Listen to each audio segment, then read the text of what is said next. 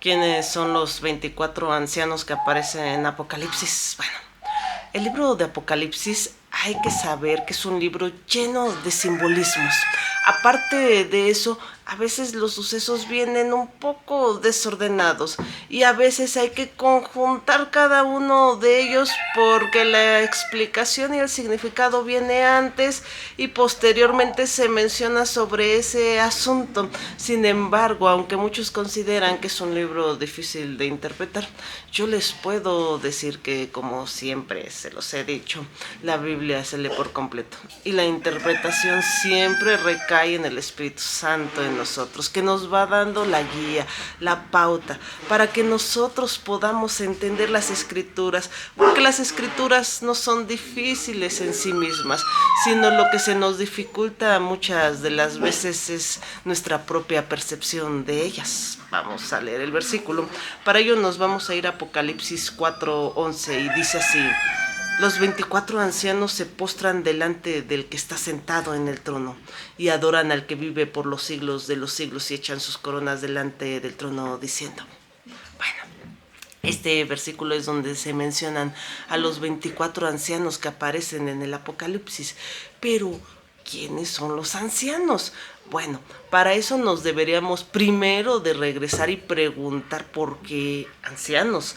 Inclusive si nosotros empezamos en los primeros libros de la Biblia, los ancianos tenían una participación muy importante dentro de toda la comunidad. Eran obviamente catalogados como gente madura, experta, inclusive con ese sabio consejo que les daba propiamente la edad y otros atributos interesantes dentro de la misma situación de la comunidad.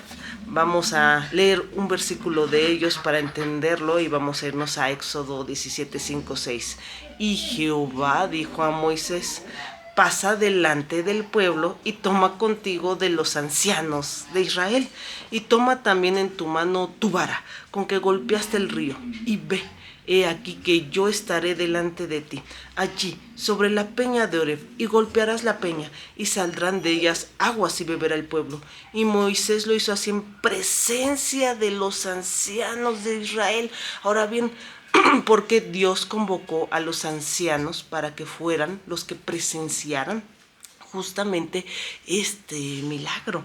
Esta situación se da porque primero, pues los ancianos contaban con esa credibilidad, esa situación de poder explicar lo que veían de una mejor forma por toda la experiencia que en ellos hay a través no solamente de la edad, sino de todas las situaciones en las cuales obviamente fueron vencedores. En este momento entonces vemos a Dios conformando un círculo de ancianos y diciéndonos algo mucho más, inclusive a través de ello, diciendo, bueno, ustedes tienen un crecimiento espiritual. La ancianidad debe de llegar espiritualmente cuando ustedes sean capaces de entender muchos de los secretos que les son vedados porque estamos sujetos a este cuerpo, a esta vida, a esta carne. Y cuando ustedes entiendan, van a poder comprender inclusive pasajes muy interesantes como estos. Lo que sucede con la vida espiritual es que al inicio nosotros estamos en un nacimiento. Así lo dijo Jesús, un nacimiento. Tenemos que nacer de nuevo, es decir, empezar desde pequeños, ser niños e ir creciendo justamente como aquella semilla, aquel árbol de mostaza, para volvernos grandes, fuertes y de la misma forma entender que no importa quién planta, no importa inclusive quién ciega, sino el importante es el que da el crecimiento. Y el que da el crecimiento siempre va a ser Dios en nosotros, abriéndonos puertas, abriéndonos entendimiento. Lo que nosotros debemos de entender es que nosotros, por nosotros mismos, nos es difícil comprender, pero si nosotros solicitamos a Dios el entendimiento, si decimos, Dios mío, yo la verdad es que se me dificulta, sin embargo en ti podré encontrar la sabiduría, porque la verdad desprende de ti, la verdad, la sabiduría, el conocimiento y todo desprende de ti hacia nosotros, y en ese momento entonces podremos entender que lo verdaderamente importante siempre viene de las traducciones de Dios que nos da a todos nosotros. En esta situación entonces los ancianos, aparte de desempeñar un papel importante, quiere decir que somos todo el cuerpo de Cristo, porque al finalizar nosotros entendemos por referencias a lo largo de toda la Biblia que cada uno de nosotros conforma una parte de ese cuerpo de Cristo, de esa iglesia, de esa novia, de tantas referencias que incluye en este caso de esos ancianos. Los 24, el número 24 se ha dicho que es porque son las 12 tribus y los 12 apóstoles, pero es decir, reúne a la iglesia completa, desde la antigüedad hasta la actualidad, pasando por todos los aspectos, desde los judíos hasta gentiles, pero recuerden, Dios nunca hizo acepción de personas. Nosotros fuimos los que terriblemente hicimos esa separación. Sin embargo, si tú lees hasta la escritura antigua, te darás cuenta que Dios siempre le habló a todos, al rey de Babilonia, a esas personas que estaban ahí justamente cuando fue Elías y Eliseo, tanto a curar al general leproso sirio como a aquella viuda. Entonces podemos entender que desde la antigüedad Dios siempre ha actuado de la misma forma, igual cuando vino Jesús con la mujer samaritana, con los gadaneros, entre otros muchos ejemplos muy interesantes. Entonces podemos entender que el cuerpo completo de Cristo, sin acepción de personas, lo conforma aquellos quienes aceptamos su amor, quienes aceptamos su camino y quienes les vamos justamente a adorar. Ahora bien, ¿por qué tronos? Vamos a leer, la misma escritura nos da la respuesta y dice en Apocalipsis 3:21, al que venciere, le daré que se siente conmigo en mi trono, así como yo he vencido y me he sentado con mi Padre en su trono. Es decir, acordémonos que nosotros somos vencedores, pero por Jesús, no por nosotros mismos. Y en ese momento vemos a los 24 ancianos que conforman a la iglesia. Cada parte de nosotros es una parte de ese anciano, es una forma simbólica de representarnos.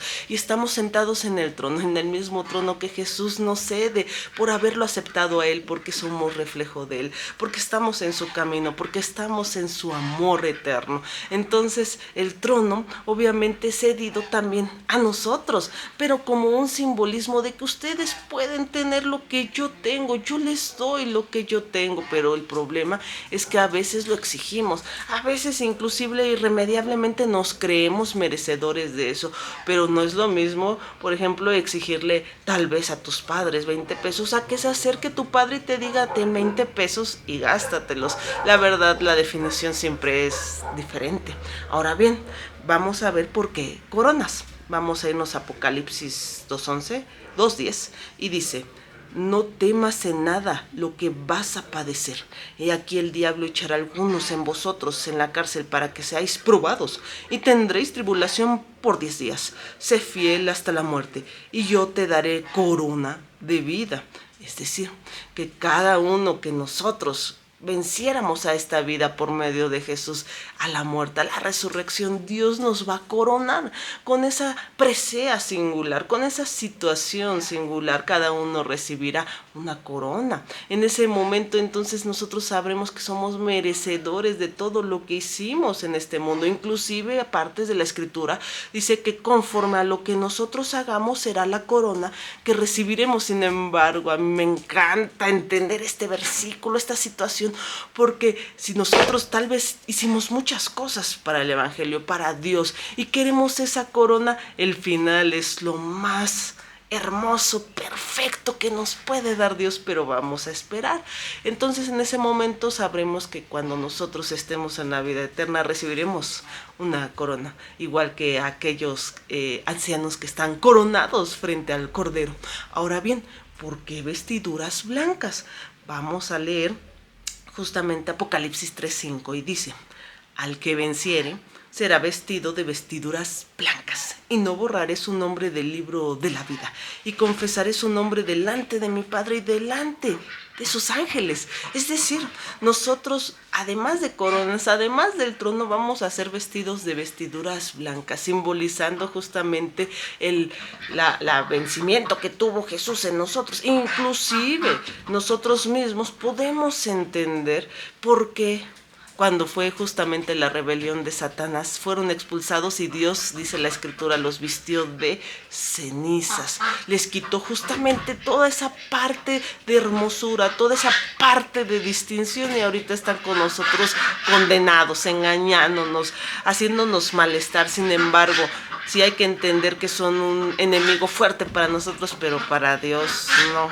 Así que tranquilos. Ahora bien, todo esto es un contexto muy interesante, pero realmente, ¿qué nos quiere decir los 24 ancianos? Ya entendemos la parte completa de la descripción que viene en este versículo. Sin embargo, yo les puedo decir, cuando nosotros estemos allá y seamos reconocidos por Dios, por esa fe activa, esa fe en un Dios vivo, esa situación que trasciende más allá de inclusive declarar que el propio Jesús es el Salvador, sino que haciendo un camino de vida, un compromiso de vida donde dejamos que Dios actúe en nosotros. Ese es el verdadero secreto del verdadero nacimiento espiritual, del verdadero crecimiento espiritual y de la verdadera vejez espiritual. Cada vez dejar que Dios actúe más en ti, porque nosotros por nosotros mismos somos proclives al pecado, a la maldad. Nos podemos desatar y podemos pensar. Entonces el secreto está en no creer que lo que nosotros pensamos, sentimos y demás es lo verdadero, sino que es lo que Dios es en nosotros. Solamente es ese el verdadero secreto.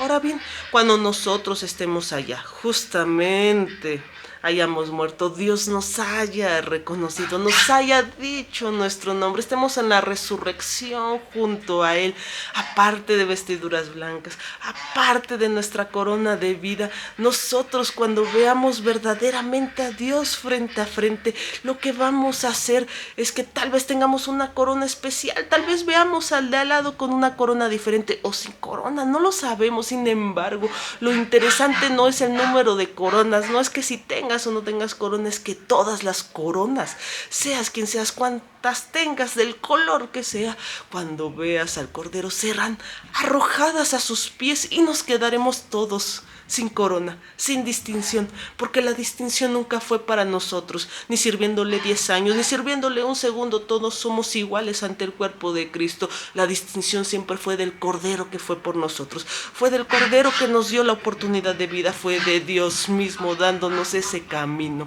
esa verdad, esa libertad en su palabra. ¿Y qué es lo que vamos a decir? La misma Escritura nos dice, después de que todos arrojemos nuestras coronas, digamos: Señor, digno eres de recibir la gloria y la honra y el poder, porque tú creaste todas las cosas y por tu voluntad existen y fueron creadas.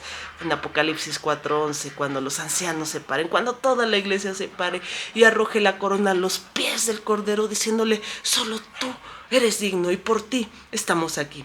Así que no lo olviden, Dios los ama mucho, no saben ustedes cuánto. Tenemos un único camino, una única verdad, una única libertad solamente en Él. No lo duden, vayan a Él como estén, no necesitan hacer absolutamente nada, solo déjenlo actuar en Él y verdaderamente conocerán la luz, la libertad, la tranquilidad, el amor, el perdón, la paz, la misericordia, la gracia, todo eso, y será liberador. Dios los bendiga mucho.